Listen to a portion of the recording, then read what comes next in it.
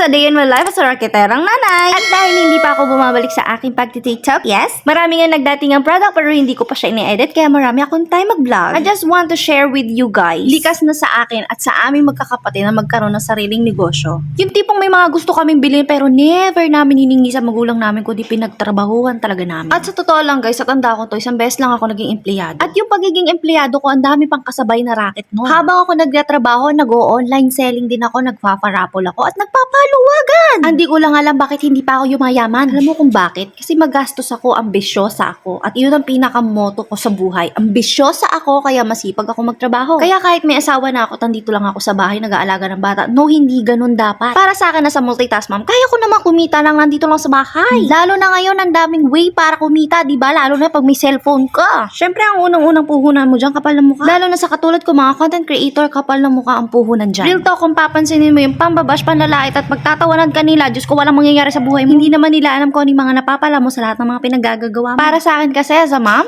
para sa mga anak ko to. That's all for now guys. Comment for part 2.